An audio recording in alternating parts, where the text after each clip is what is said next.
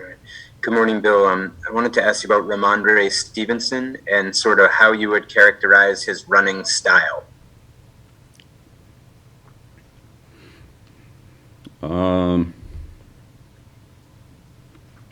Yeah, I mean, every player has their own style, so I don't know. But he has size and he's got some quickness. We saw some speed in the Washington game, so he's done a pretty good job with the ball in his hands. Ball security is something that every player has to always work on and be aware of. But I think he's improved a lot in his running and also just in general fundamentals and assignments and those kind of things. So he's had a good camp. Next question, Alex Barth, followed by Zach Cox. Good morning, Bill. Alex. It seemed like Sean Wade played a good amount last night. I'm just curious, what does it say about him that he just got here 3 or 4 days ago and he was already to play seemingly a significant number of snaps right away in a preseason game? Yeah, right. Well, it was our only chance to get him any playing time here. Played with the Ravens earlier in preseason, but got him in, kind of rushed him in. Mike spent a lot of time with him in the last couple of days, just trying to catch him up on some things so he would have an opportunity to play. And so it was good to get him some game action where he could hear the call and start to play the defense in real games, as opposed to practice settings where things are a little more controlled. So it was good to get that experience. Obviously, he's got a long way to go to catch up, but he's a smart kid. He works at it, and I think he'll be able to pick things up. It'll just take a little bit of time, but he seems to pick things up pretty quickly. Next question is Zach Cox, followed by Andrew Kelly. Morning, Bill. Hey, Zach. Obviously, a bit of a different schedule this year, going from the preseason to the regular season. What changes for you preparation-wise when you have that extra week in here before week one? Well, it's similar to having a bye week. We play on Sunday, and then we play again in 2 weeks on Sunday. So it would be similar to that. We're certainly at a different point than we would be during the season in terms of the amount of things that we have in and so forth. There's still some things that we need to either install or that just haven't come up in preseason, and we need to work on them. So there's definitely a lot to work on there. But in terms of an overall schedule and so forth, I'd say it would be similar to that. The players have worked hard. We've had some 4 good practices against the Eagles and the Giants, and our games, and the daily routine that we go through. So this is a good week for the players to take care of some of the bumps and bruises, and kind of refresh a little bit, and then get ready to go. So we'll use the time to rest, recover, and start to prepare. But the real heavy preparations won't really get going until next week. I mean, obviously, we, like every team in the league, have a lot of roster decisions to make, and we'll see what our opponents do in that time as well. So we actually know what we're getting ready for. The best that we can, knowing that there'll be some unknowns on opening day, like there always are. But there's still a lot of things that are unsettled on our team and on every team, and they'll start to clear up a little bit as the week goes on, and we'll go from there. Next question, Andrew Kelly, followed by Michael Ruby. Hey, Bill, 2 quick ones for me. First, what, if anything, kind of surprised you about your preseason and training camp now that those are both over? Well, I think each training camp's unique, and every team's unique. So really just, getting to know getting to know the players on the team, seeing how the new players who came from a variety of different sources, how that all fit together with our veteran players, some of the players that didn't play last year that are playing now. So I wouldn't say it was a big surprise, but it was just a process of seeing it all come together. That was a big part of this training camp. And with the new CBA, there were some things that were a little bit different from what they were in 19. Last year, of course, was quite a bit different than what it had been in the past. So this year was maybe a little bit of a combination of both. Some similarities to 19, but some similarities to 20. So just trying to get on a schedule and maximize our time and our opportunities to meet, practice, and so forth. Trying to get the most out of those. That was something that we had to plan and work through and modify a little bit. But overall, I thought it went pretty smoothly. And then last one, I know you talked before about around the trade deadline, deals are typically known or the market is kind of set for the most part before you get to that actual 4 p.m. or whatever it is. Around cut down day, from your experience and at least your knowledge now, do you expect any trades or is it a different dynamic where things might happen a little bit closer to the deadline? Yeah, as I've said many times before, Andrew, the trading process in the National Football League is each trade's different. Each situation's a little bit different. The team that you're working with and what's involved and so forth. And again, I think that's the whole spectrum. There could be no talk of any type of trade or exchange of anything, and then in a short amount of time, I would say, probably the quickest one I can remember is maybe 15 minutes. All of a sudden, somebody comes up and you move on it, and it's done in 15 minutes. I've seen other ones where, honestly, it's going on for months. For one reason or another, that the process goes on for, weeks or maybe a couple of months, and then ultimately never happens for one reason or another. So, and all of it in between. So you can think you're about to do something and it's a couple days away and something could happen on your team, something could happen on their team. All of a sudden, somebody's not available or somebody uses their draft pick on something else that maybe helps their team more, and so that part of the trade's not available. There's a lot of things that can happen, and they happen very quickly, and sometimes they happen slowly, and then sometimes, as I said, you think it's gonna, and then something happens and it totally, comes off the table or comes on the table. So it's really a hard thing to predict, and so I don't try to do it. I know that's your job, but honestly, if we don't know, and I think that's true on a lot of the teams that we speak to as well, hey, we want to see how this goes. We want to see how this guy's injuries coming along, so forth. I mean, I don't know how you could know, but maybe you do. Next question, Mike Hurley, followed by Mark Gaines. Hi, Bill. Kind of a lighter summer for Nick Folk from what we've seen. He got the kick in last night. I was wondering how you feel about where he is right now, and if you have the kicking situation resolved. Right. Well, Nick, kicked for a week in the spring in minicamp, and then missed a little bit of time here in training camp, and came back and kicked last week and last night. So Nick's got a pretty good level of consistency, and since we've had him, and he's been pretty steady. But his opportunities were a little bit less. We wanted to give some more opportunities to Quinn.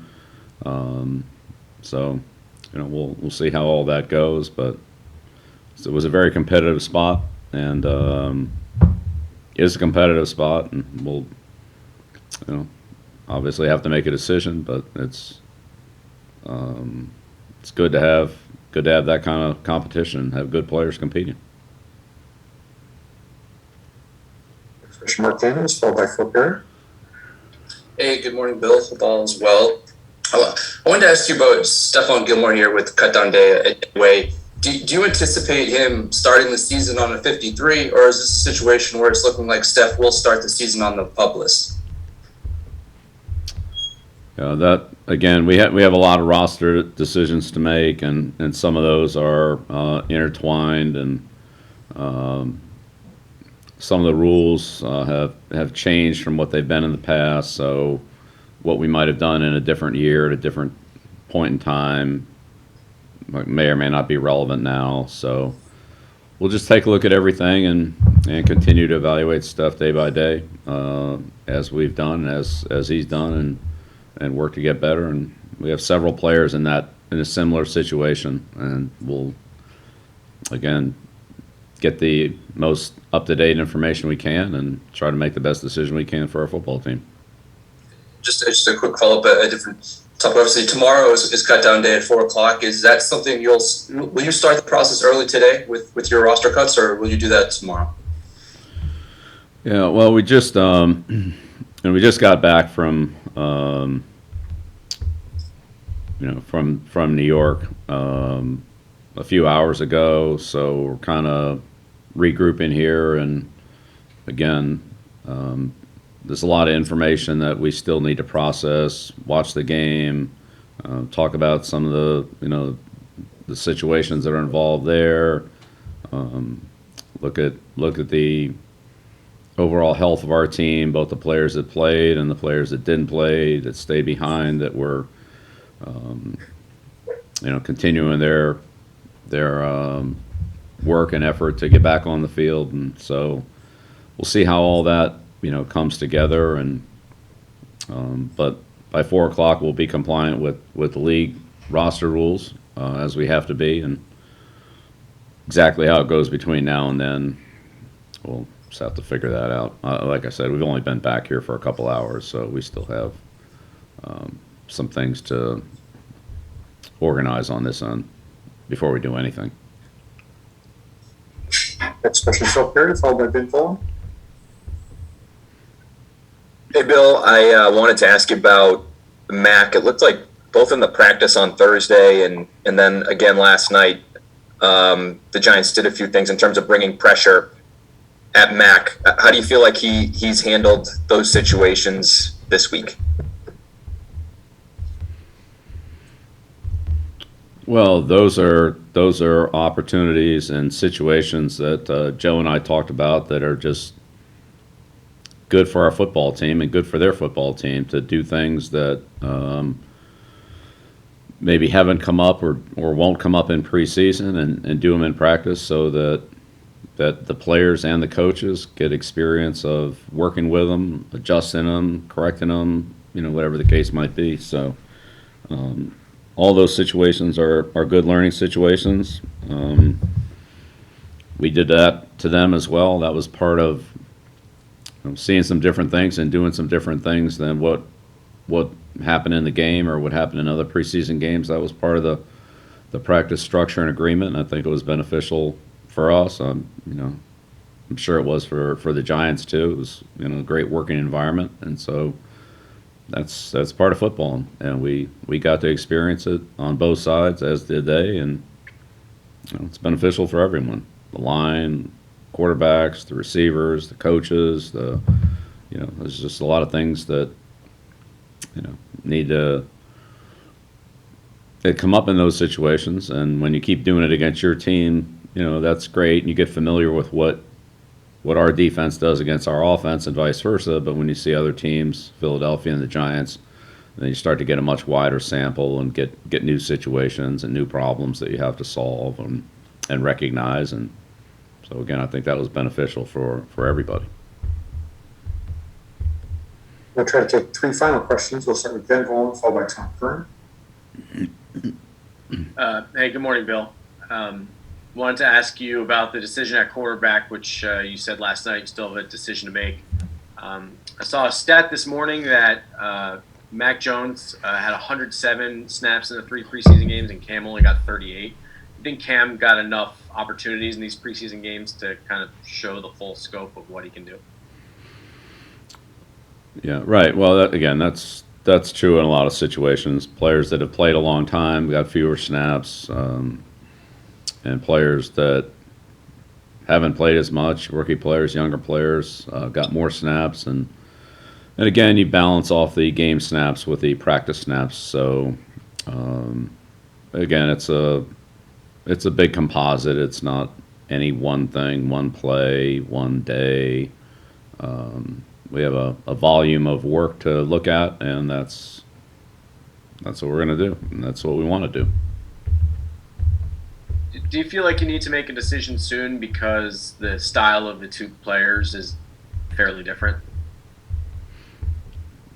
I feel like whatever we do in the next couple days, like every day, should be what's best for our football team, and that's what we're going to try to do. Okay, thanks. Final two questions, Tom Curran and Matt Tour. Hey, Bill. I'm curious. We're spending a lot of time on that one position and then a decision to be made. You referenced a little earlier about opponents and trying to figure out what your opponents are doing. As we sit here trying to figure out who the starting quarterback will be, isn't it better for you to drag out giving that intel to the Miami Dolphins so that they don't know? This isn't like baseball where you have to announce it. Do you have to announce who your starting quarterback is to the world? And is there an advantage in your preparation if your opponent doesn't know? Yeah, again, I would just say, Tom, that what we're going to do is what we feel is best for our football team, and that's what it'll be. So that's really the bottom line.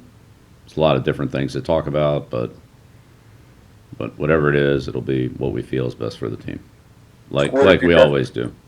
Yeah, and would it be best for the team to keep that under wraps?